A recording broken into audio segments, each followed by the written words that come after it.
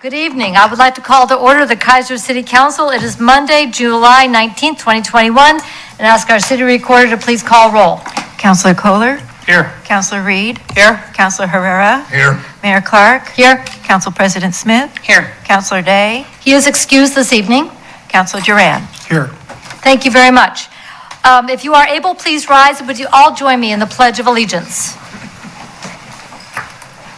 I pledge allegiance to the flag of the United States of America and to the republic for which it stands, one nation, under God, indivisible, with liberty and justice for all. Thank you all very much. Council, before we get into the agenda, I would like your consensus for two changes to tonight's agenda. One is under special orders of business to do a proclamation for National Night Out. Are we concurred there?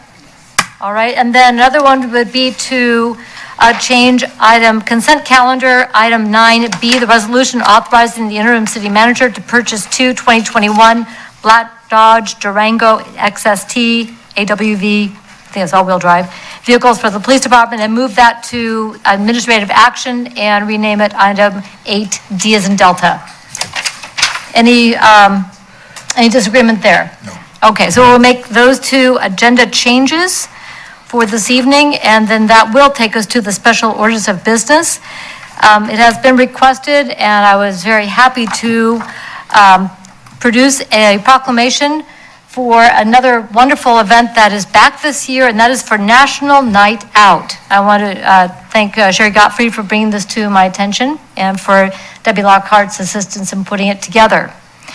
Whereas National Night Out is an annual community building campaign that promotes police, community partnerships, and neighborhood relationships, and whereas the best way to build safer community is to know your neighbors and surroundings, and whereas the National Night Out campaign provides an opportunity for neighbors in our city to join the celebration with over 38 million neighbors across 16,000 communities from all 50 states, U.S. territories, and military bases worldwide.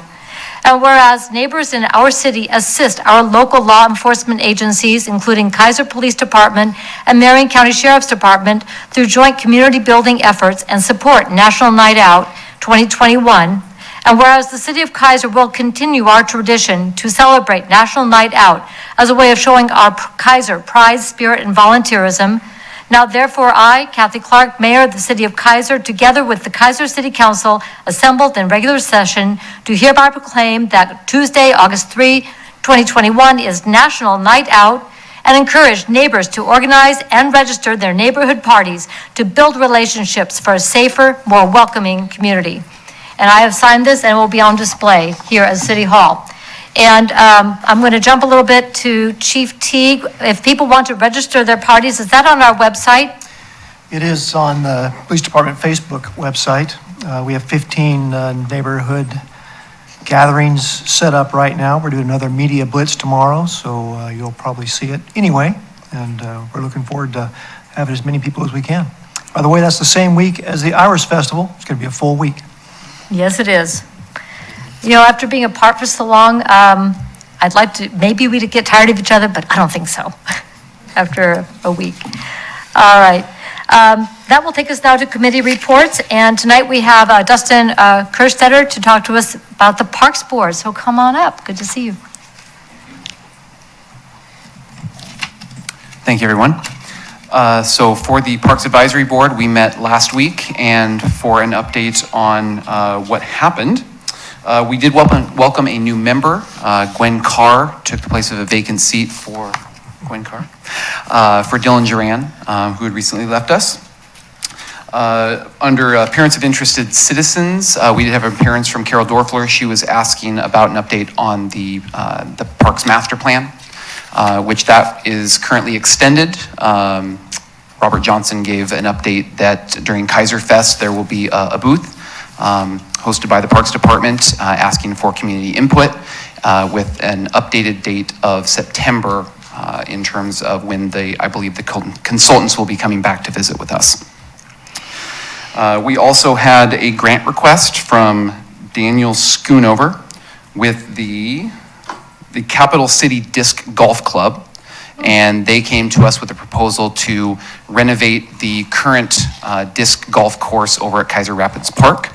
And through some vigorous and spirited debate, we decided to grant them up to $2,500 based on the results of their continued fundraising efforts. So they hope to have all the fundraising that they need done by October in hopes to complete construction of the updates at that time, and so they will return and determine how much of that amount they would actually need out of the amount that's been awarded. And then finally, we approved a band for the KRA concert series that I believe performed last Friday night. So it came in just in the nick of time.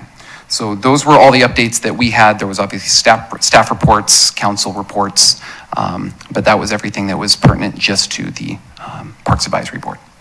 So are there any questions or?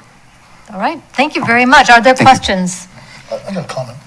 Councilor Herrera, and I'll go to Thank you, Councilor Madam Mayor. Kohler. And thank you, Councilor, for allowing me to fill in for you on that. And it reminded me of how well we had, you mentioned that we had a vigorous discussion on that grant request. We did. And, it reminded me how good our Parks Board, how thorough we are. That was a very lively discussion, and I thought we did the right thing. I heard it was the longest one on record, so. Yeah. And thanks for your very well. Thank you, Madam Mayor. Thank you very much. Councilor Kohler. Thank you, Madam Mayor. Blanked out. Thank you, Madam Mayor. I heard that there was a new resident in Keizer Rapids Park. I'm sorry, A new resident in Keizer Rapids Park? Yeah. oh, is there? Squatch? Yeah. Oh, yes. Squatch was erected in the park, so he will be visited often, I'm sure. Hide and seek world champion, right? That's right. Well, he's been spotted, and hopefully a lot of selfies will happen. And then we've also got the art that will be going up on the wall of the restroom facility near the Big Toy, so we're hoping a lot of selfies happen there too, where people can post them online. Lots of goings on at Keizer Rapids Park. Yeah. Well, I really appreciate the collaboration between the Arts Commission and the Parks Board, and then also our city staff for helping that art project to happen. I'm sure that will continue as well. Awesome. Any other questions? All right, thank you so much. Thank you. Is there anybody else here for committee reports? I didn't make sure I didn't miss anybody. Okay. That will then take us to public comment. Scroll down here. So this is, so public comment, it's your turn to talk for up to 5 minutes, our turn to listen. And when you are presenting testimony, either reading somebody else's or presenting your own, you are responsible for the content, even if it was written by somebody else. Council, if we feel necessary, we'll ask clarifying questions, but we will refer to staff who may want to come back later with additional information if there's a question raised. I request that all comments be directed to the chair, that would be this chair.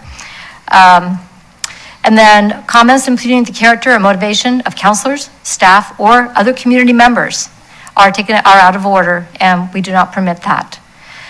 We also ask that council and audience be respectfully quiet so that we can focus solely on the speaker, which is the respect that speaker is due.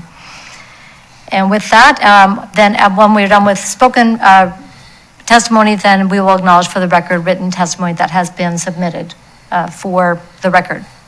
So I will just go in order that I was handed the blue slips, and Julianne Jackson will talk about Keizer Youth. Good to see you. If you would just state your name and your city of residence for the record. My name is Julianne Jackson, and I'm a resident of Keizer.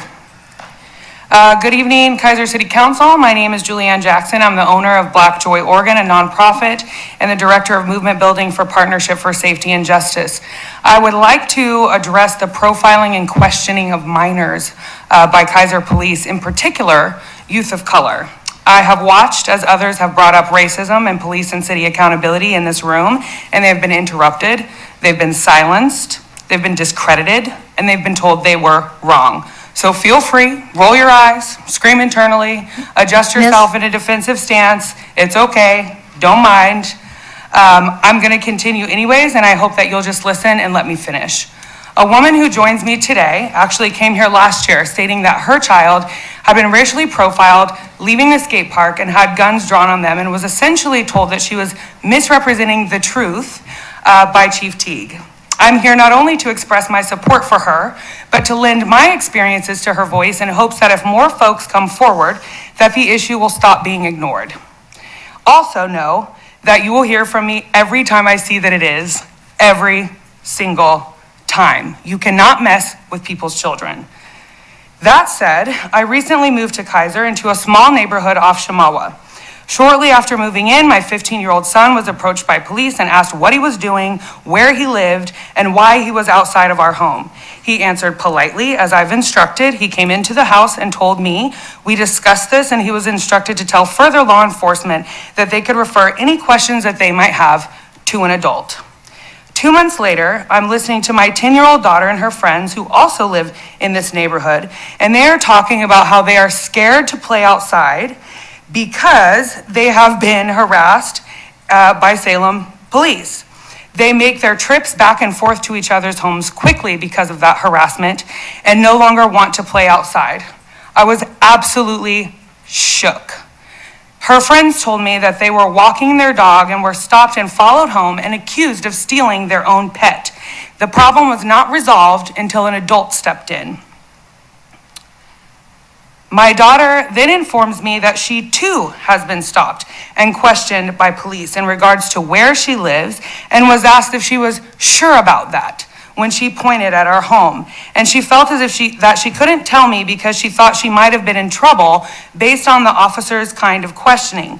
That makes 5 children in my neighborhood alone that have been terrified by police for being children. They all have one thing in common. They are all children of color.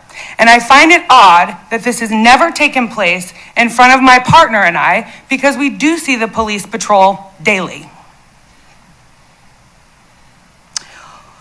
When I called to file a complaint, I was told that the community policing model that Keizer uses did not support this behavior, and that should not be happening. However, when I posted about this behavior online, I was inundated with other families sharing their stories of their children being stopped, harassed, and profiled by police. One person, who is now an adult, said that she recently saw Officer Prawl in a grocery store and became physically ill, remembering mistreatment and harassment her family underwent. Another echoed that her children had also been stopped on their way from the skate park and weapons brandished. Another that she was followed home daily from school. Many statements along the lines are, "Oh, they're still doing that in Keizer? This was happening when I was young."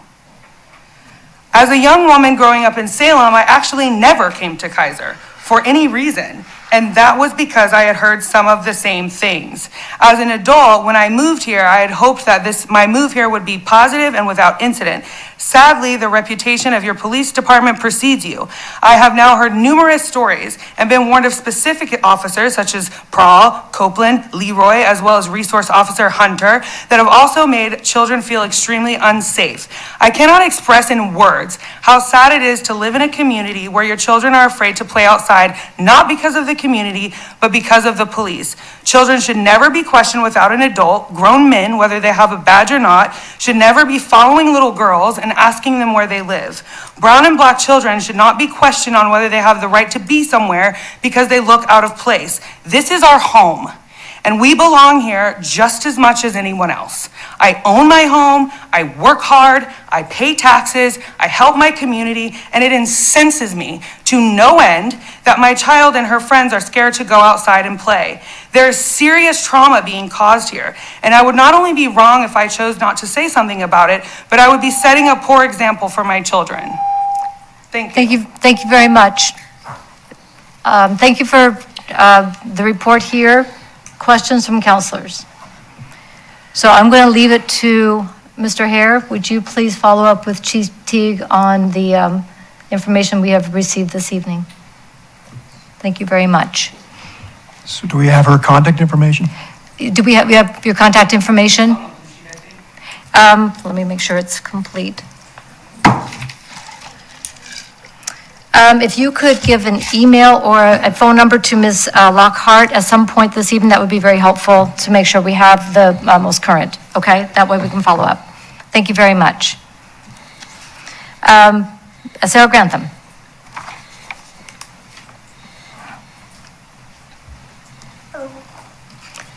My name is Sarah Grantham, and I live in Salem, Oregon now. I came here tonight after hearing about Julianne's children being stopped in their neighborhood because it's important to know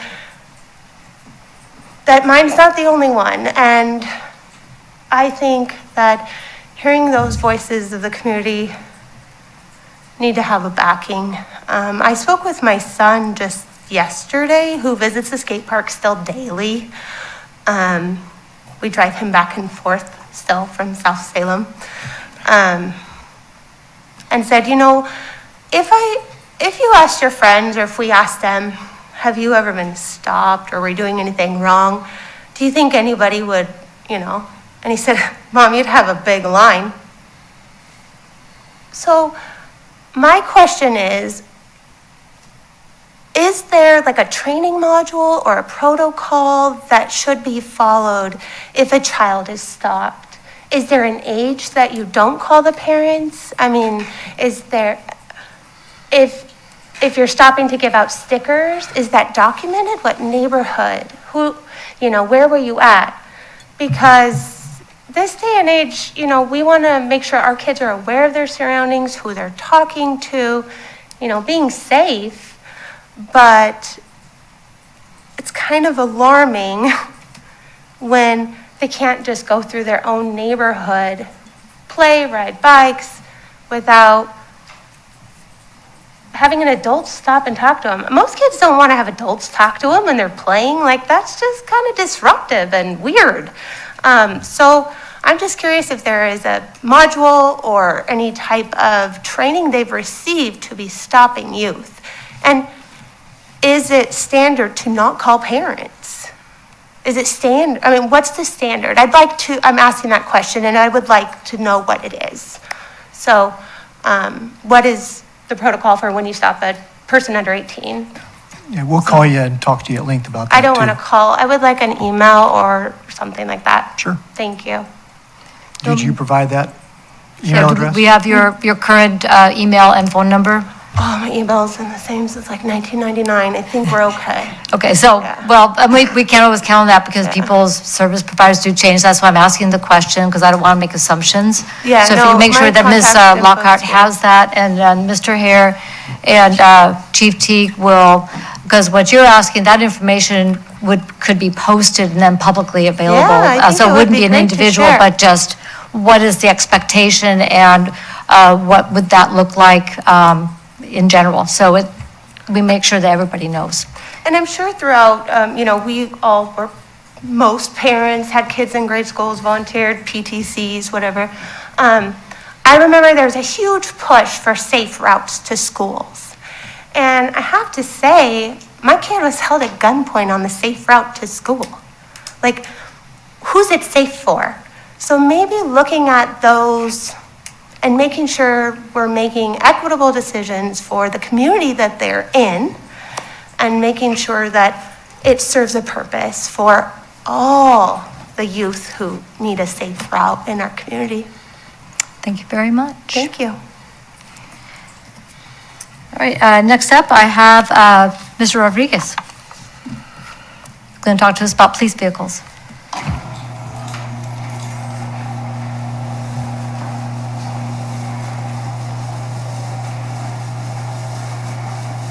If you just, again, name and city of residence for the record. You have 5 minutes.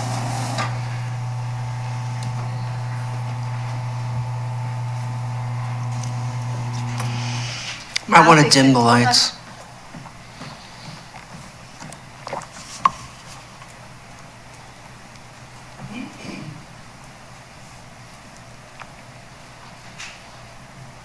Sure glad the heat broke. Thank you, Ms. Lockhart, appreciate it. My name is Rich Rodriguez. I'm a resident of Keizer. I'm here to talk to you about sustainability in Keizer. I've spoken to the council several times, and this is a more poignant, specific interaction.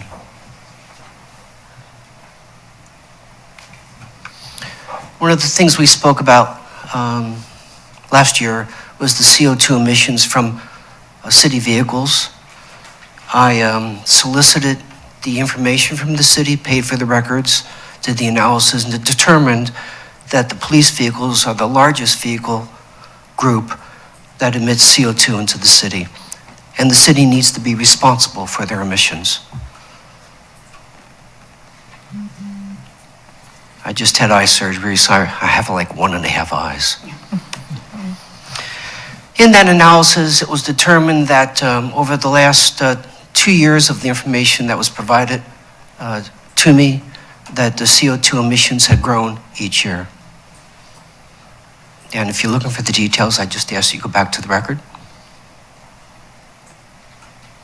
And as I mentioned before, the police fleet is the biggest CO2 contributor to the city's emission load. Now let's get real poignant. I recall the 2018 wildfires. And I recall very distinctly the smoke coming through the Columbia River Gorge. It was oppressive. It was frightening. But it didn't kill too many people, just a few.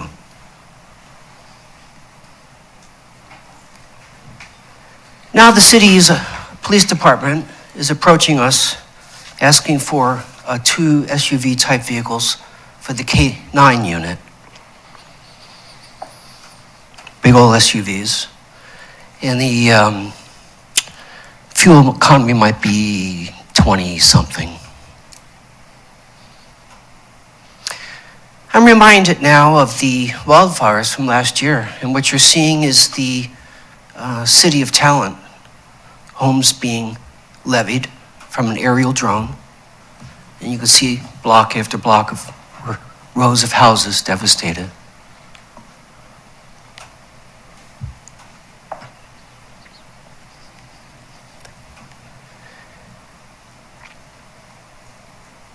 Now the city police department is also asking us for school vehicles for the, whatever the program is, to look after our youth. Same type of thing, 20 mile per gallon or so, fossil vehicles.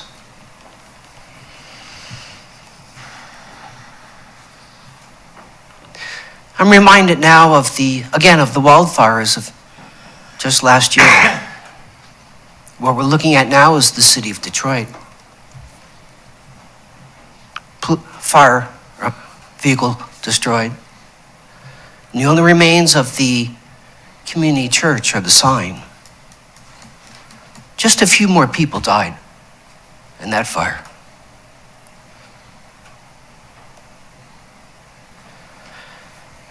The K9 vehicle request. And I'm going to stick my face in the screen here because I can't read it. I asked the question, has a life cycle cost analysis been performed by an expert in this matter for a fossil vehicle versus something similar like a Mustang Mach-E, all-wheel drive electric vehicle that could also meet the department's needs?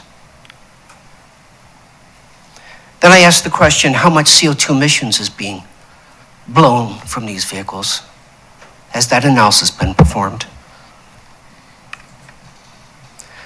Now I turn my attention to the heat wave we just experienced. More people died, several hundred people through the Northwest.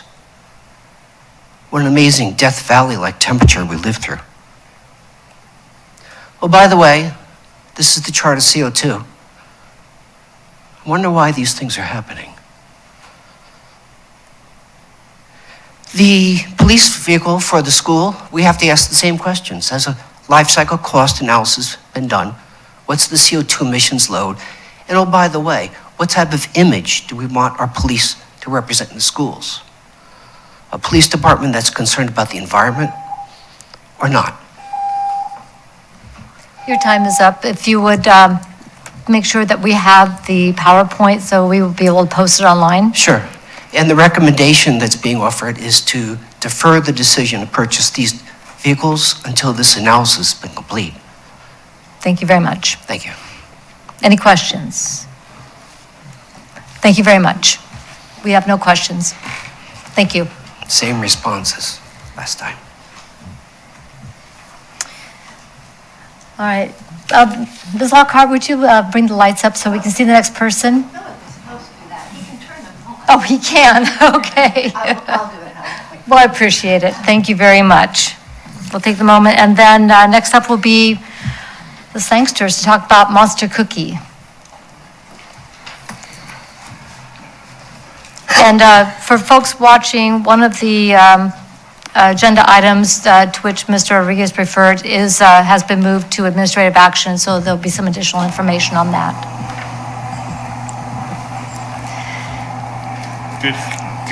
Good evening, City Council, Madam Mayor. We're here. We're Hirsch and Mary Ann Sangster, longtime residents of the city of Keizer. We're here to talk about the Monster Cookie bicycle ride. It is one of the oldest recreational bike rides in the state of Oregon. It's 45 years old this year. It's one of the largest in the state of Oregon. We've had up to 2,000 cyclists. Last year, we didn't put the cookie on. We did a cookie without the cookies because of COVID. But this year, we're starting the Monster Cookie for various reasons at Keizer Rapids Park. And we've gotten tremendous support and help from Public Works and the police department to do this. We've had a number of groups that are stepped forward to help us. Salem Keizer Transit, Trip Choice donated some money. We have people, the Safe Routes to School coordinator helping, Oregon State Extension, of course.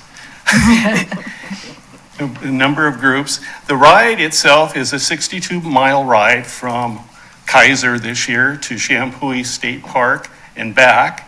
We also have a short route, just going to the first rest stop, which is Brian Zielinski's winery farm there. And we're also this year, because we're in such a nice park, we're doing a mini cookie geared for family and fun and kids, starting at the big toy and riding for 6.1 miles. Around the park to Wallace House and back. And the West Keizer Neighborhood Association has been very supportive. In fact, as Mary Ann and I are meeting with them next Monday night to get more help from them and volunteers for road guards. Yeah, the mini ride will start from the big toy and around the park and on out through the residential areas and spend a little bit of time at Wallace Park and then back to the Keizer Rapids where we get little mini cookies of various kinds. So it's a nice treat at the end of a grueling ride. We've tried to, all of our gear from the t-shirts to the food service are all local. The cookies are baked locally. The fruits and vegetables are from Easy Orchard. Jerry Crane's doing the catering for the lunch. Anything local we're trying to do.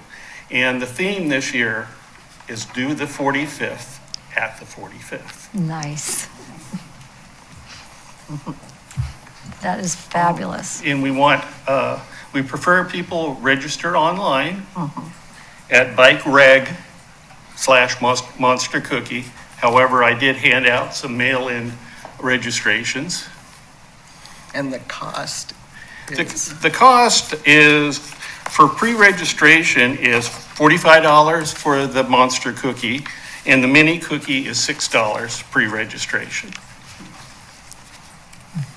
Nice. Now, the other kit to it is, and I kind of got our Salem Bicycle Club board to approve, is $1 per rider will go back to promoting bicycle safety and such in Keizer.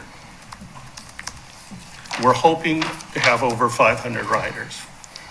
And we're getting close, but not there yet. Well, that's going to be fabulous. Yeah.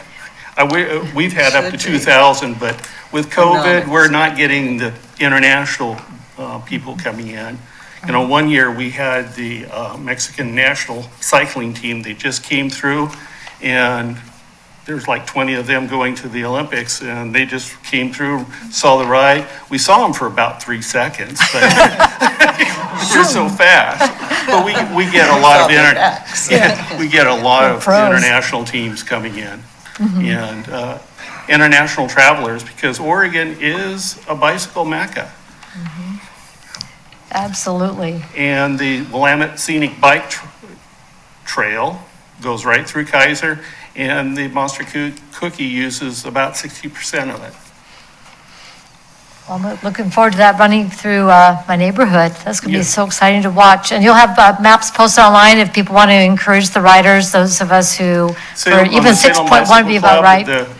The maps are posted. Okay. Wonderful. So once again, the website is, and then I'll go to you. For registering, it's bike/reg/Monster Cookie, or going to the SalemBicycleClub.org. Fabulous. And you're also on Facebook? Yes. Oh, yes. Yep. We're everywhere. You're everywhere. All right, questions? Counselor Kohler, and then I'll go to Counselor Herrera. Mr. Sangster, you have a shirt on. Sir, Orange shirt. I noticed, are you going to tell us the history of the shirt? Well, the Monster Cookie is a Northwest tradition, and the shirt, there's different colors each year and different materials, and people pick them.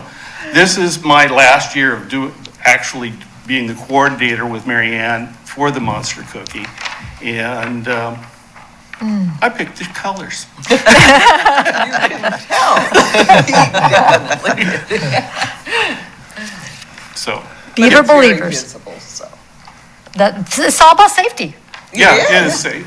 Counselor Herrera. I'm Mary Ann and Hirsch.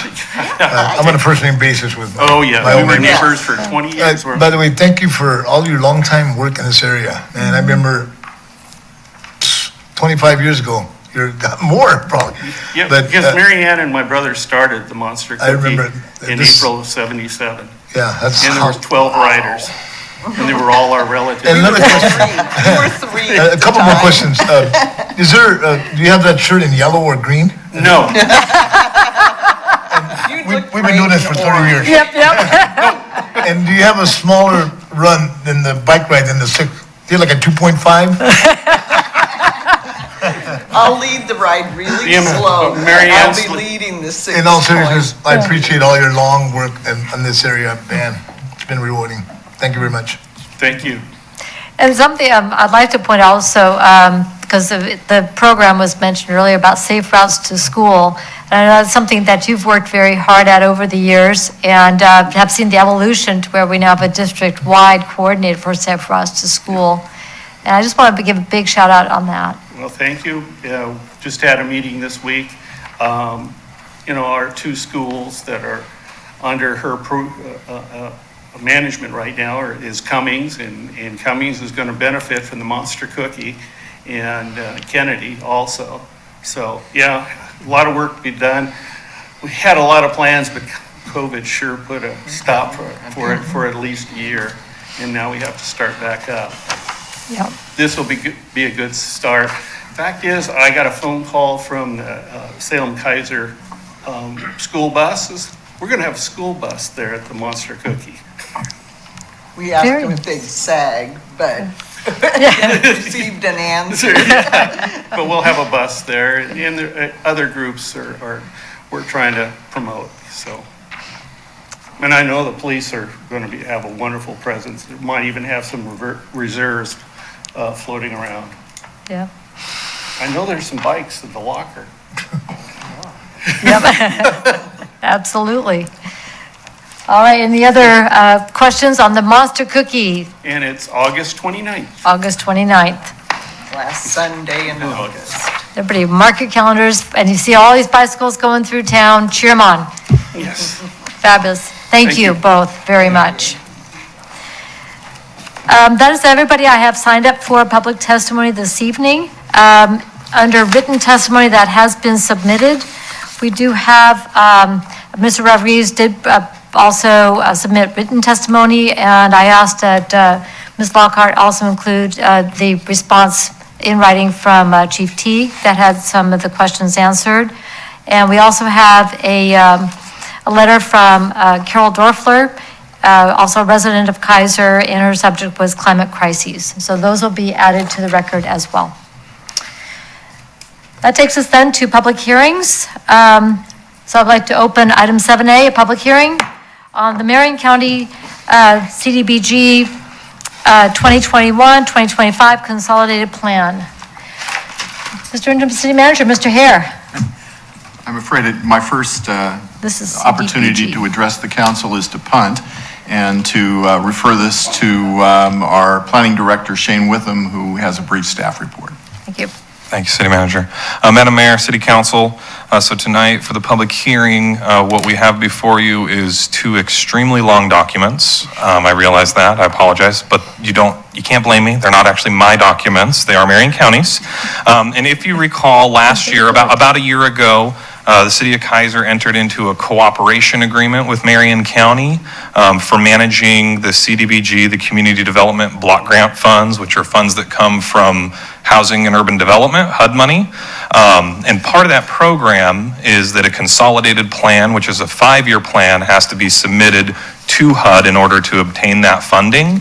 And then subsequent years, they'll have an action plan each year that kind of talks about the projects.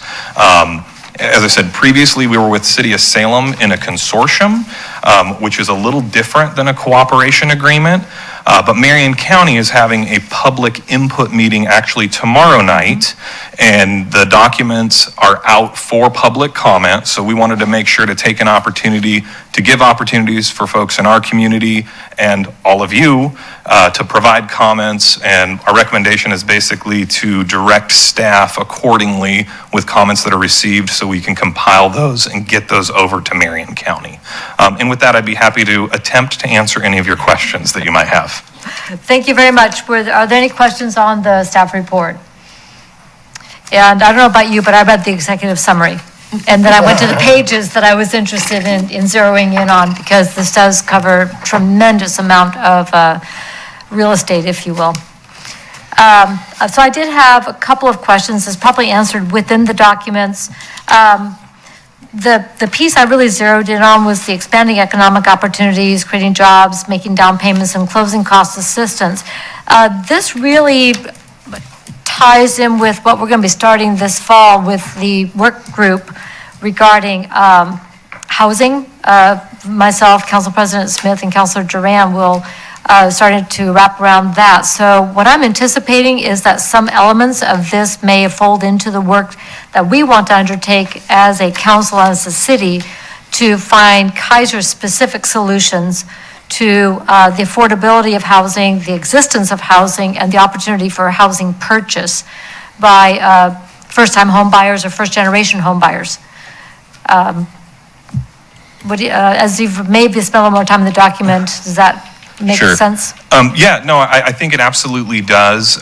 One thing, so I also have talked with Marion County staff some about the program, and frankly, they're just standing it up, and it's brand new, so they've kind of earmarked what they're doing in this upcoming year. And as it was explained to me, the intention is that in future years, what will most likely happen is a notice of funds availability will come out. And so that would give opportunities for all of the communities that are part of the cooperation agreement, that if we have projects that fit into the categories of serving the low and moderate income groups, and they line up with kind of the general goals and objectives of the plan, that may be an opportunity for us to submit for some of those projects. Again, ultimately, It is a county program, so it's really the Marion County Commissioners that make those final decisions and manage the overall program. But I think definitely as that type of work is being pushed forward and pursued, I think keeping in mind some of the resources that are available or may be available is absolutely, you're thinking of it the right way, so. Okay. I look forward to that opportunity of being able to apply for those notice of funds available, the NOFAs. And that's where the strategic planning, the work we're going to do, I think will tee us up pretty well to be able to jump in when those come out. We've seen that on the Homeless Alliance, that because of the strategic plan and the existence of the relationships and the integrated service provision, that when those funding opportunities have made themselves available, we've been able to, as an alliance, as a community, over the two-county area, been able to successfully apply for and receive significant funds. The most recent that I can think of being the, all I know is the acronym, the SGCV. It has to do with federal funding, about $5.5 million that came to 10 agencies. So I just signed that agreement. So this sort of planning, I think, will hopefully lend itself well to that, is what I'm hearing. I hope so too. All right, thank you very much. Any other questions, comments, thoughts before we go to, we do have one person signed up for public testimony. That would be Ms. Lincoln. Come on down. It's great to see you. I opened at the beginning. Thank you, Madam Mayor and City Council. I'm Kathy Lincoln, a resident of Keizer, and I am very pleased to see this effort by Marion County and Keizer to work on affordable, decent housing for folks. As a former member of the Salem Housing Authority and chairman, I know how critical decent, safe housing is for people. I mean, it helps kids go to the same schools over and over, helps them graduate from high school. It helps parents with minimum wage jobs put a roof over their heads. So this is really critical. I know the goals of the program. I didn't read the whole report either. It's huge. But I know that I did look at the goals, and they aligned with the ones that I put in when I did the online survey for Marion County. So I think it's great, helping to rehab older housing, helping to support rentals, build rentals. There's a lot of things that we can do. And one thing that I would like to point out for Keizer is I noticed on our website, when you go to the housing link, it's to Salem and to the state for help with housing rehab or, first-time home buyers. So I would urge the city to have their own designated position for a housing person who can be specific to what Keizer's needs are and what Keizer's resources are to help folks here in our town find affordable, decent housing, and maybe, encourage building housing, developing rental housing or affordable housing. So that's my one comment for the city councils. Let's work on getting an in-house person here in Keizer who can work with the county and these federal funds to provide more affordable housing. We know that that's the biggest chunk of need right now in this community. I mean, our housing prices in Keizer minimum housing prices have gone up, so, they become more and more unaffordable, and we can't keep our young people here in town if they can't afford to buy a house. So, that's it. Thank you. Thank you. Any questions for Ms. Lincoln? Thank you so much for joining us, and I would absolutely concur, and I've made a note of this for the work group, that be one of the items that we discuss when we start to move into this in the fall. Oh, good. Okay. Thank you. That's a great you. idea.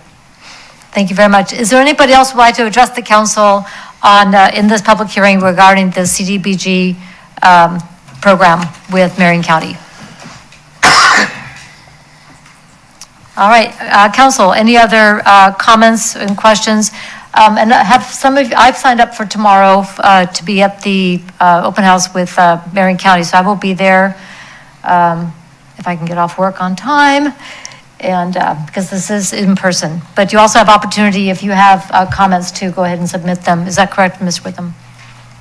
Yes, that is correct. I believe the county has to incorporate the comments and the intent What staff told me is I think their intent is to bring it before their commissioners at the first part of August for a public hearing and adoption, because the actual consolidated plan has to be submitted to HUD before the end of August, I believe, is what Lisa told me over there. So, Okay. so yes, we do have some time, but I think the sooner the better, for sure.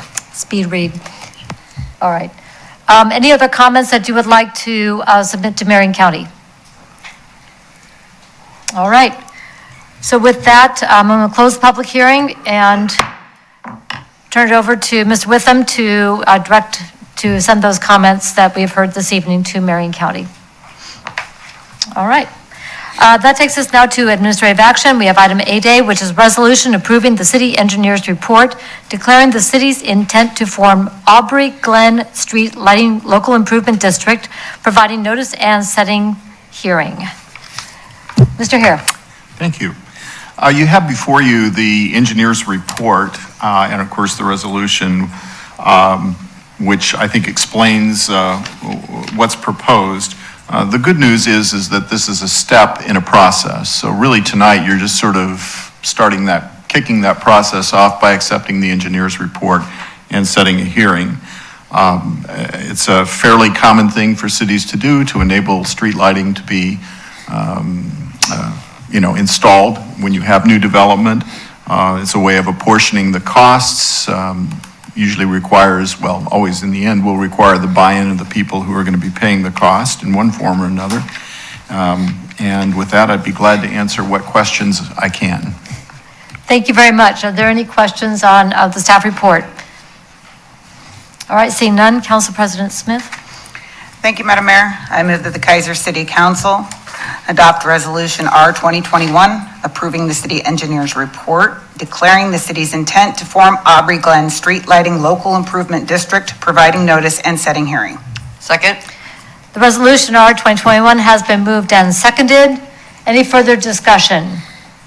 All in favor signify by saying aye. Aye. Any opposed signify by saying no. Motion passes with one absent, Councilor Day. That takes us to item 8B, which is resolution authorizing interim city manager and public works director to sign 2021-2024 collective bargaining agreement with Laborers International Union of North America, Oregon Southern Idaho District Council Local 737. Mr. Hare. Thank you, Madam Mayor. I'm going to refer this to our city attorney, who has reviewed the contract and can talk about the salient points. Thank you very much. Thank you, Wes, Madam Mayor, and Council. This matter is before you for the adoption of the collective bargaining agreement with Local 737, which is the negotiations. Appreciate Ms. DePina and Mr. Lawyer's help in getting that negotiated with the union.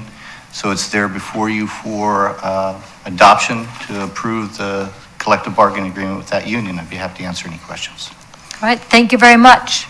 Are there any questions from council on the staff report or the collective bargaining agreement? All right, seeing none, Council President Smith.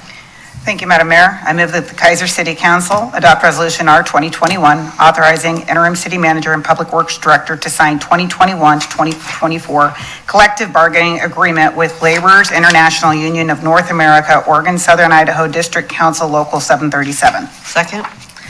Resolution R 2021 has been moved and seconded. Any further discussion? All in favor, please signify by saying aye. Aye. Any opposed, signify by saying no. Motion passes unanimously with one absent, Councilor Day.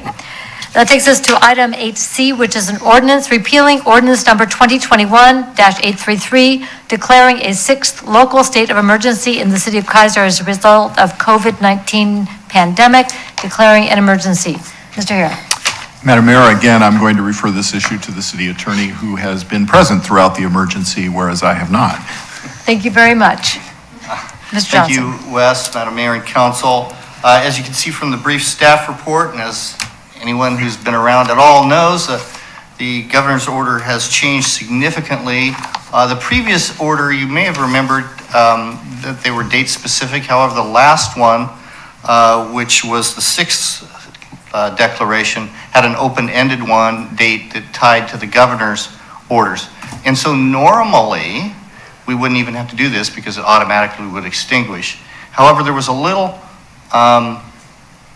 confusion, I guess is the best word, not really confusion, but to provide clarity, most of the governor's emergency declarations have been rescinded, but there are some that go forward all the way to the end of the year, usually having to do with recovery issues and economic issues that don't affect our state of emergency. So to make it clear, I felt it was best to bring this back. I've talked to the city manager about this, and we don't see any reason to continue the local state of emergency, so the ordinance is before you to repeal that.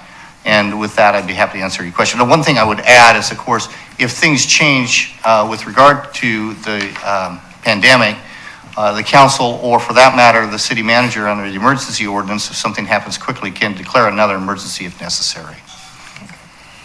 Thank you very much. I do have one question, and that has to do with our eligibility for reimbursement. So there are no outstanding issues regarding reimbursement for costs at this time related to COVID-19.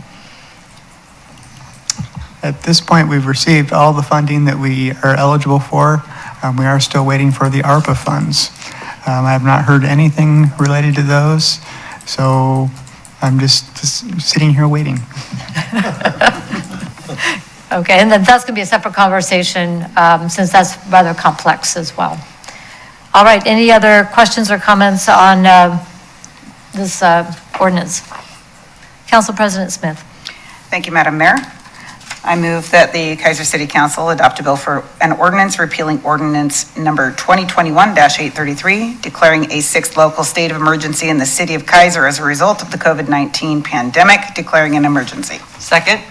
It's been moved and seconded that the Keizer City Council adopt a bill for an ordinance 2021, repealing ordinance number 2021-833, declaring a sixth local state of emergency in the city of Keizer as a result of COVID-19 pandemic, declaring an emergency. Any further discussion? All in favor signify by saying aye. Aye. Any opposed signify by saying no. Motion passes unanimously with one absent. Councilor Day. We're now going to go to the renamed item 9B, which is now 8D, which is the resolution authorizing the interim city manager to purchase two 2021 Black Dodge Durango SXT AWD all-wheel drive vehicle. It's easier to say for police department, city manager. Mr. Hare. Thank you, Madam Mayor. I'm going to refer this to Chief Teague, who has, I believe, submitted some memos to you regarding this issue and trying to be responsive to some public input that we've received. Thank you very much. Chief? Yes, ma'am. Thank you, Madam Mayor and councilors. I suppose it's serendipitous that I sent my email today in light of Mr. Rodriguez's PowerPoint tonight. In my first response to him, which I also copied you on via email, I figured the door was closed behind us. We had already talked to the school district about the cost of the vehicles and such. But then over the weekend, I thought about it some more and talked to some folks this morning and thought, maybe I shouldn't make that decision for the council, but rather ought to put it to the council. The PD would like to buy hybrid vehicles for the school officers, and I tell you quite frankly, well, two reasons. One, I'm in favor of hybrid vehicles, and number two, it's a good opportunity for us to put these vehicles to a test before going full steam and buying hybrid vehicles from now on for patrol. It's a wonderful experiment for us.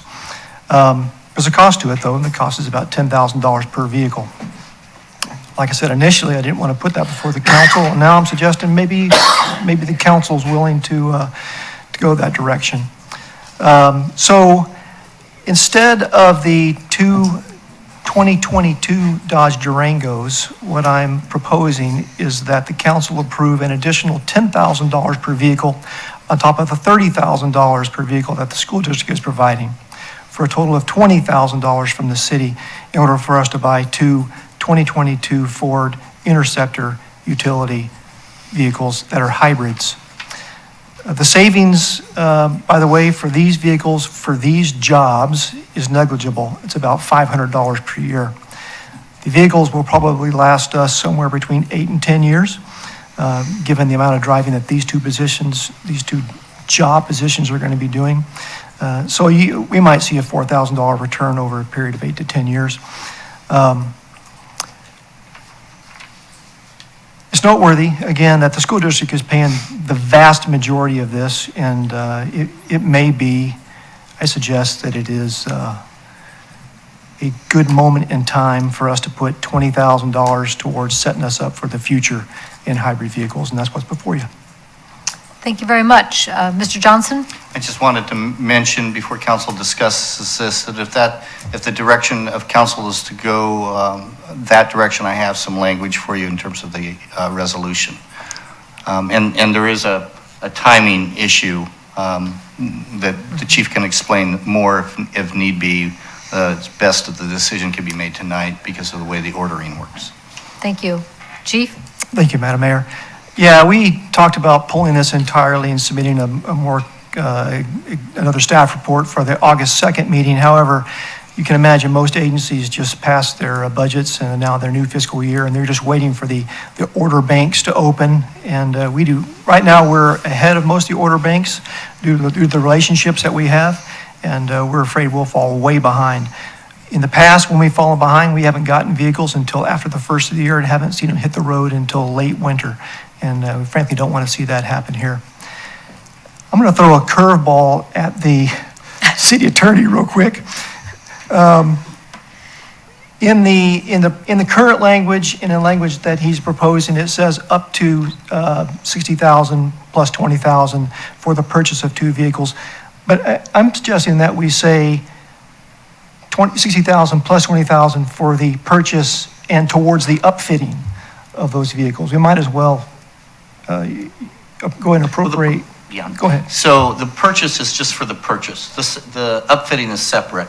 So it'd be budgeted. So the number you want in here, I mean, it all would pass through, but the resolution is to purchase the vehicles. So I think that you probably, I mean, that money's not just going to go to waste if we have excess money. It would probably go that way, I assume.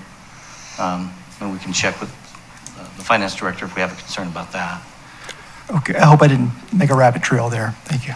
No, and I understand you don't just purchase the vehicles, then you have to make all the changes and so forth. So, and I understand that, but I was looking over at Mr. Wood and I got a head nod that yes, that they will be outfitted. And yes, that is, there's a budgetary line item specifically for that is separate from purchase. Am I correct, Mr. Wood? That is correct. Okay. So that way we can account that for the 2 separately, especially with the deal with the school district. Okay, any questions from council on this proposed change? Councilor Duran. Will there be any changes or upgrades need to be made for maintenance of these vehicles? Madam Mayor, Councilor Duran, we don't expect there to be anything significantly different maintenance-wise that's costly. In fact, we understand that the maintenance is less. That's good news. Councilor Reed.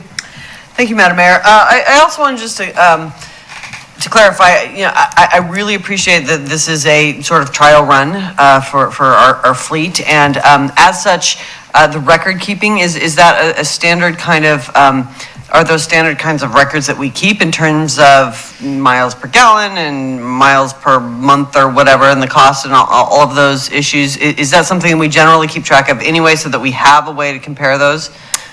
Madam Mayor, Councilor Reed, we keep fastidious records on every penny spent on these vehicles, and we do keep records of miles per gallon. Okay, thank you. So that will help us with this experiment, if you will, trial run with the hybrids. And then there was discussion about the larger vehicles. So this is that first step. This vehicle would not be sufficient for the K-9 vehicle. Are we correct on that? And Madam Mayor, we're reluctant to go to a hybrid for the K-9s. 2 reasons. One, they've already been purchased, already been ordered by the vendor. Again, we're not committed to that. They got ahead of us because of our relationship with them. We're grateful to them for that. And secondarily, police vehicles, any vehicle, if it stops running, it gets hot very quickly. And frankly, I'm not willing to risk a police K-9 to a hybrid until we have some experience with them. It may very well be that 5 years down the road, 4 years down the road, we're very willing to do that with hybrid vehicles. For the moment, we prefer not to. Okay, thank you very much. Any other questions? Councilor Kohler. Thank you, Madam Mayor. I just wanted to say, I think that that this is a great compromise that you've looked at, and I think it's a way for us to be looking forward in what we're doing. Thank you. All right, any other discussion? Mr. Johnson, you have some language for the, to help out Council President Smith. I like my job right now. So I'm going to go to Council President Smith for the motion, and then Well, with the assistance. language might need to go first, Madam Mayor, if it looks like the council's going that direction. And for Council President Smith says, with a resolution, and specifically the language doesn't have to be as exact. So you certainly can just say it as amended if council is open to these language changes. So if you go to line 15, and again, we're on the second resolution, the title, of course, would change. And I don't think the chief mentioned it, but these are would be 2022 in the title, would be 2, then 2022 black Ford Interceptor hybrids. Okay. And then that same phrase hybrids, okay. on line 15 and line 25 at the bottom. And then going back, there's a couple other minor issues, just so we're clear. Number one, since these would be Fords, they would not be from Withnell, correct? Correct. And since I don't want to, I think I'm pretty sure what the dealer is, but I don't want to guess right now. My suggestion is to delete the words "from Withnell Motor Company" in both line 19 and line 21, as well as on line 1 of the second page. The price, by the way, when we're on the second page, would be changed to $80,000, representing the hybrids being 10,000 more each. So it'd be 80,000 instead of 60,000. That's on page 1 as well, on And on line 19? Line 1 on, well, excuse me, yes, thank you very much. So that's on line 19 as well, and I missed that one. And then one other thing, it's clear from, I think, the staff report, but it's not as clear from the resolution. On the end of line 19, which is right after the $80,000, we would put the words for the non-upfitted vehicles. These are the price. We purchase these vehicles from the dealer, and then they go to what's called an upfitter. So this would be for the non-upfitted vehicles. So those were the changes I would suggest. Okay. And so this will be all captured in the final document that Right, we'll I'll probably revise. see it tomorrow or the next day when Debbie puts it in, when Ms. Lockhart Right, puts it in my so- box. So we would not have you sign that resolution tonight. Right. The second resolution would not be signed tonight. We would prepare that with these amendments for you. All right. So this would be, this resolution, should we change the title of the resolution in making the motion? Well, fortunately, the title changes too because of the nature of the vehicle. So again, the title is the 2022 black Ford Interceptor hybrid. Got it. Madam Mayor, may I ask a question? Chief? Council, do we have to specify black? No, you had it in the first one, so I thought you wanted black. Yeah, So we can certainly just take out the word black. Yeah, okay. Which should be fine. I say that because sometimes there is a blue rig that's available right now. And Right. Okay. Good point. If it saves us some money and some time, why not? All right. Council President Smith. If I got this. Okay. I know you do. I move that the Keizer City Council adopt Resolution R 2021, authorizing the interim city manager to purchase 2 2022 Ford Police Interceptor hybrid vehicles. Second, as amended. Oh, second. It's been moved and seconded that the Keizer City Council adopt Resolution R 2021, authorizing the interim city manager to purchase 2 2022 Ford Police Interceptor hybrids as amended. Any further discussion? All in favor signify by saying aye. Aye. Any opposed signify by saying no. Motion passes unanimously with 1 absent. And that concludes our administrative action for this evening. Council President Smith, the consent calendar. Yes. Thank you, Madam Mayor. We have now 2 items on the consent calendar. A resolution authorizing the interim city manager to purchase 2 2021 Black Dodge Durango SXT AWD vehicles for the police department. And C, approval of July 6, 2021 regular session minutes. Thank you very much. Any polls? Council President Smith. I move that the Keizer City Council approve the consent calendar, items A and C. Second. The consent calendars, item A and C, have been moved and seconded. All in favor signify by saying aye. Aye. Any opposed signify by saying no. Motion passed unanimously with 1 absent. Other business, this time is provided to allow the mayor, city council members, or staff an opportunity to bring new or old matters before the council that are not on tonight's agenda. City Manager. Madam turn it Mayor, over to you. as we discussed this morning, I was able to attend a really good work session or instructional session at the Council of Governments last Friday on the ARPA funds. And please don't ask me what ARPA stands for. I'm sure I've heard it, but I don't recall.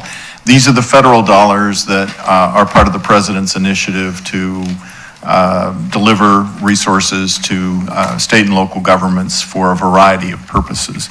And the city, as I know you're aware, is currently eligible or appears to be eligible for something in excess of $8 million in terms of an allotment just to the city. And I know there have been some discussions about how that money might be used. It occurred to me that it might also be an opportune time to have a discussion about the philosophy that you want to employ as you go forward with these, with considering these purchases. One, and this is really important, is that it isn't just the city of Keizer, of course, that's eligible to receive money. A good deal of money has been designated to the county and to the state. As an example, the Housing and Community Services Agency, my understanding is set to receive nearly $1 billion. And of course, that money will, in some form or another, we hope, find its way to communities like ours. Which raises an issue about how you want to deal with ARPA in general. Do you want to regard the $8 million as Keizer's money that we would apply, using your discretion as a council and whatever process you want to use to involve the public? Or perhaps do you want to consider bigger initiatives? Just in some brief discussions that I've had since I've been here, there's, for example, we know that there are some major improvements to the wastewater treatment plant, for example, that are going to be coming up. That will certainly have an impact on Keizer ratepayers. Is there some way to use ARPA funds to try and hold those costs down and provide some long-term benefit to the community? And again, I'm not trying to make suggestions here about how the money should be used, just that to alert you that there may be some opportunities. This seems like a fitting subject for a work session, to have that kind of discussion about your ideas. I had thought, well, we don't have anything scheduled right now for the August 9th work session, but the mayor pointed out, and certainly true, that a lot of people are on vacation. You may want to have it at a time when you're more likely to have a complete council or more likely to get some feedback from the community. But I just wanted to get that on the table and ask your opinion about when or if you would like to consider this in a work session. So I'd like to follow up also. I was in a meeting that was convened by Marion County Commissioners to have this very similar conversation about how do we look at leveraging these funds for a long-range benefit for not just our individual communities, but looking at Marion County as a whole, our economic development, housing, infrastructure. Where can we collaborate to get a bigger bang for the buck, if you will? So this really, there's a lot of these conversations about how do we collaborate and make sure that we are using these funds effectively for both the short and the long term. And I also let Mr. Hare know about our long-range planning task force, where we had a work session and we've had meetings regarding city resources and staffing that really would also play into this conversation. So one thought was to have a work session and follow on with that with the convening of the task force to have additional conversations so we get input from the people who do make up the budget committee. And then continue that conversation from there. So I would just want to throw that out there as well. Council, August or September for a work session. Yeah, a lot of people are actually taking vacation this year, and we want to make sure that we get everybody here if we can. Thoughts? Councilor Reed? I am out of town on the 9th, but if we wanted to do the 4th Monday, I'm probably here. I think there are 5 Mondays in August, are there not? Okay, check calendar. There are 5 Mondays and, yeah, the 23rd, well, yeah, the 23rd and the 30th. So if we wanted to push a little earlier, it would still give staff some time to pull together information that we have gathered through our long-range planning task force and our work session about options, and then also bring together the information we're getting from the Council of Governments and Marion County. We could do August 23rd, or we could do it the work session in September. Is there anything on that's coming up, and I'm looking at all our department heads, that would be a work session we already need to schedule in September? Nobody's leaping at that. So, do we want to go for August 23rd and then look at maybe convening the task force in September? The long-range planning task force? What are your thoughts? Up, down, pretty good? I don't think so, maybe, kind of, sort of? 23rd is good.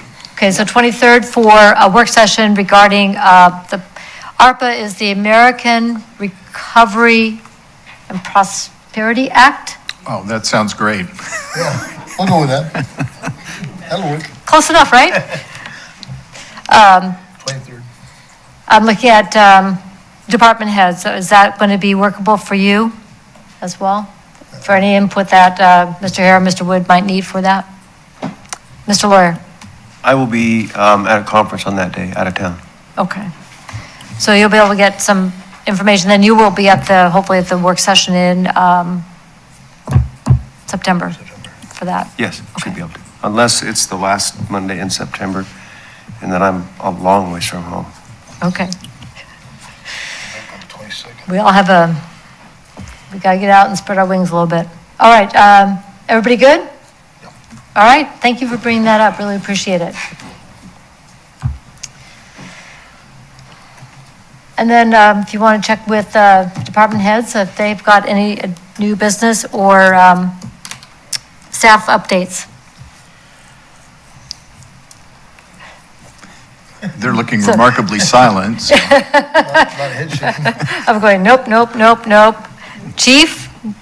All right, National Night Out, you said we have 15 so far, and we're getting more signed up.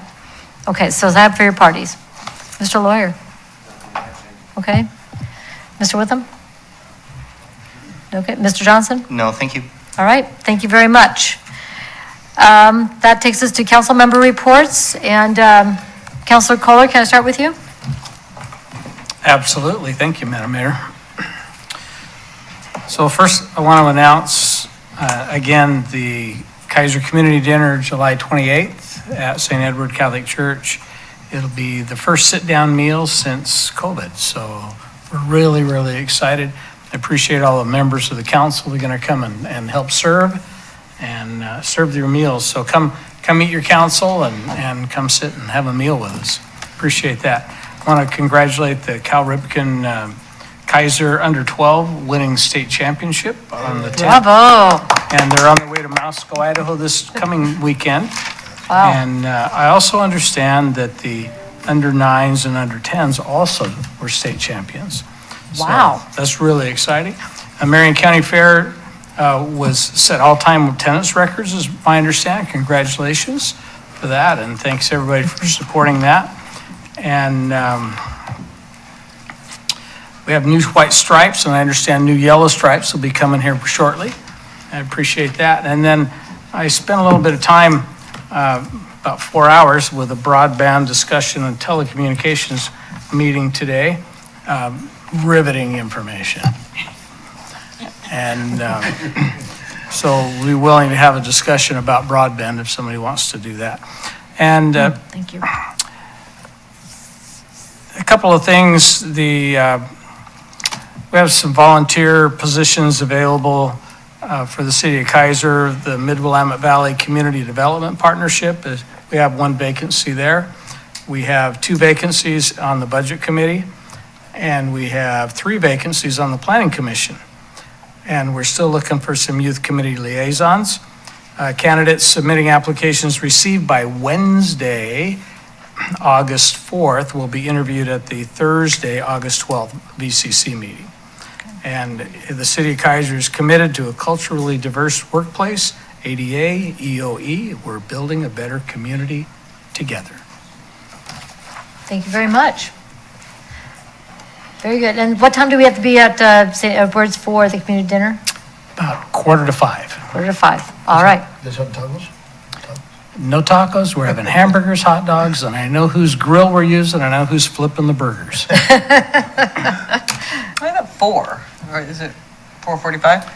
4:45 will be ample, the gates will open at 5 o'clock for meals. So if you're there 15 minutes early, you don't have to be involved in the preparation of that meal. I will be there earlier than that, but for serving, a quarter till will be sufficient.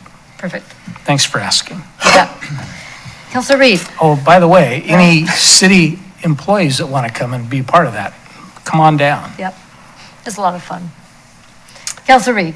Okay, thank you, Madam Mayor. I attended the Latino Business Alliance on the 8th, and the featured speaker for that was Eunice Kim, who's the long-range planner for the city of Salem. And she was talking about the Our Salem plan to update the comprehensive plan, and it was just really interesting and important to see what they were doing so that we can kind of know what's going on in this area. Attended a couple of Bindwell-Willamette Valley Homeless Alliance meetings, and there is lots of legislation that's come down through the state relating to homelessness, and so we have a lot of work to do with that as far as figuring out what that means for us. So some really good work happening there, though. Then the Youth and Young Adult Coalition, which is a subcommittee of that group. Some interesting things that I found at that meeting. There are 13 youth signed up to be a council of advisors for this group, which is fantastic. Again, the involvement of the youth themselves and asking what they want instead of just adults assuming what they want is a really important part of this process. And we had some unofficial data come out for homeless youth for the Salem Keizer School District. And there's 136 high school students experiencing homelessness, 173 middle and elementary youth experiencing homelessness. So we do, and that's that represents a 2% increase. So we do have a lot of work to do in this area.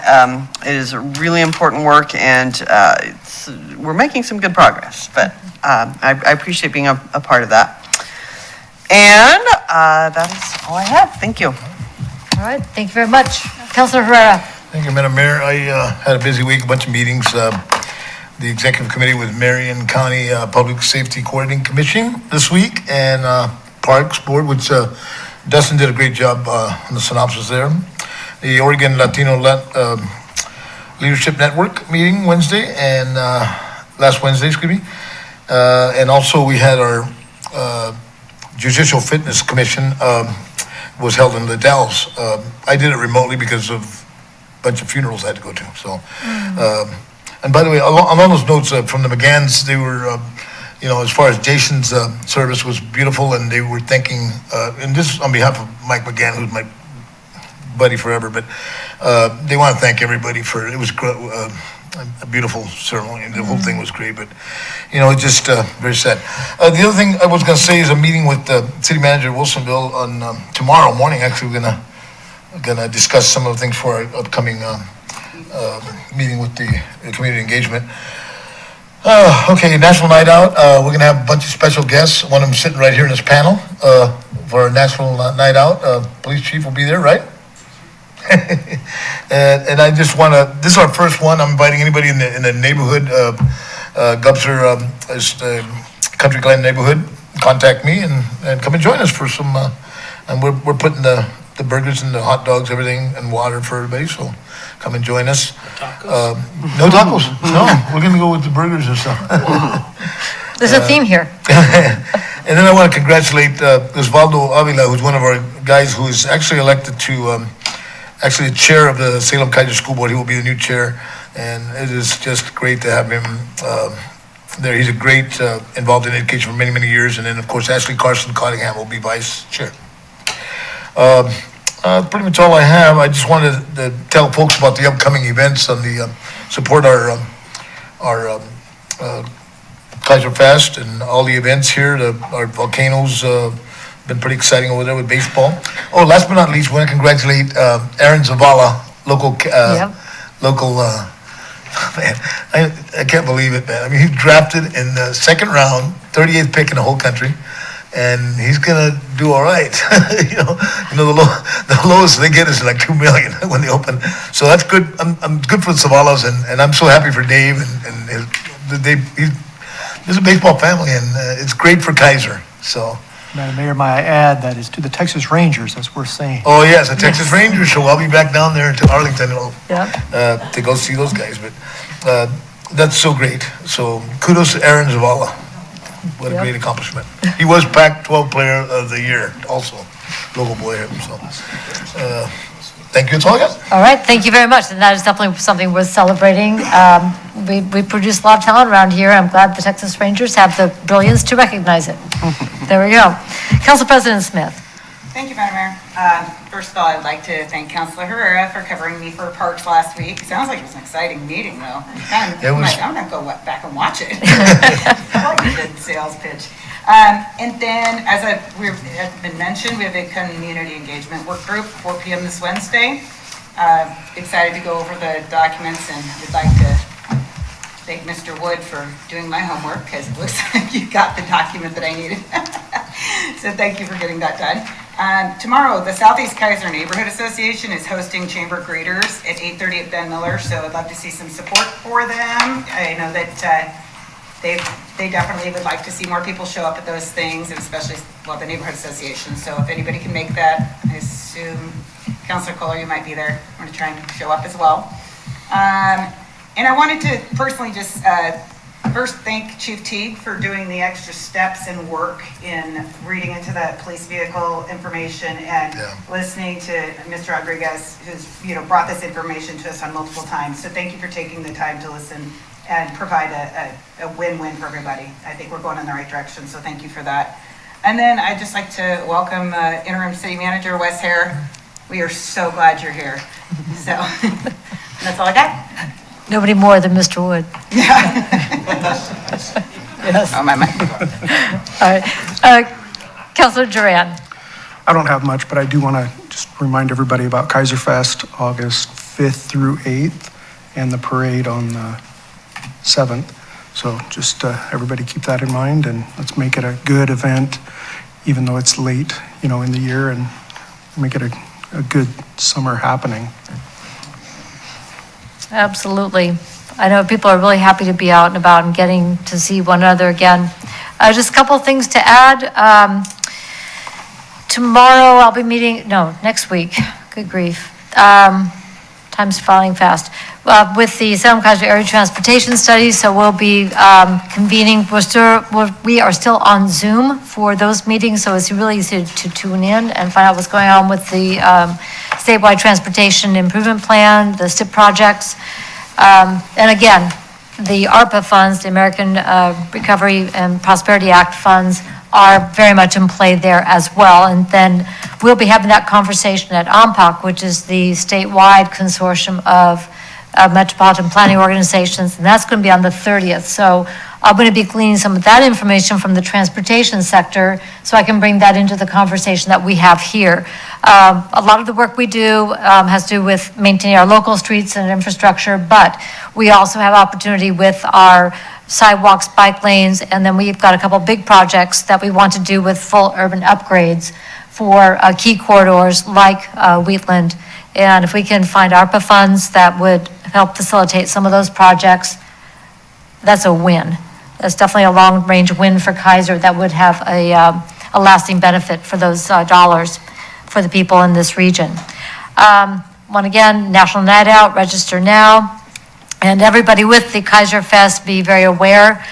We're not used to the River Road being closed in the summer, so that's going to be a bit of a shock for people who are really used to, it's in their calendar. It happens in May, and not this year.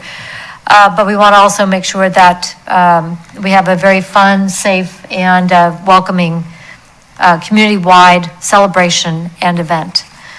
I will be attending the Oregon Mayors Association at the end of the month, and this is the annual conference, and I'll be presenting on a panel with other folks regarding how we address the needs of people who are experiencing homelessness. For the folks who are watching who don't know, I do chair the Mid-Willamette Valley Homeless Alliance, which is the Marion and Polk Alliance, working with local jurisdictions, service providers, faith community, working together to effectively and comprehensively meet the needs where people where they're at who are experiencing homelessness and moving them out of that and into permanent supportive housing. So that is all I have as an update tonight, but I do have a question for Mr. Lawyer because of the question of street striping. Thank you, Councilor Kohler, for bringing that up. So last year we had some repaint e-thinner. How's that going to go this year with the striping and reflectivity? Or are we going to rely on the reflectors? Well, the reflectors were put to more than enhance the striping is for reflectivity at night, because as we all have talked, there's been poor reflectivity in the paint. I plan to have the county stripe us again September, October to assist as much as it will with reflectivity through the winter, and especially on those roads that we have not put reflectors on yet.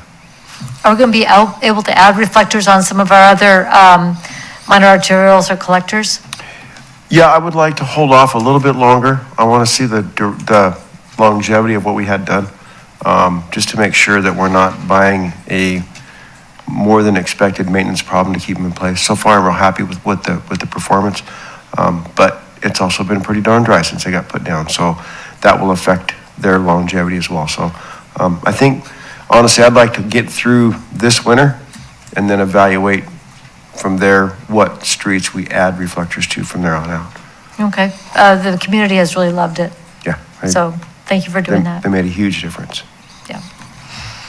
Okay, anything else on council member reports or updates? Okay, let's go to agenda input. On August 2nd at 7 p.m., we will meet in regular session. Will not be having a work session on August 9th. And on August 16th at 7 p.m., we will meet in regular session. And then it sounds like now we're going to be adding August 23rd as a work session. Councilor Herrera. Thank you, Madam Mayor. On August 16th, I'm not sure that I will return by then. It's still open, but I just want to let you know. Okay. I don't want to miss it. I want to keep my record good, but You've got a good attendance record. I'll let you know ahead of time, yeah. Okay, thank you.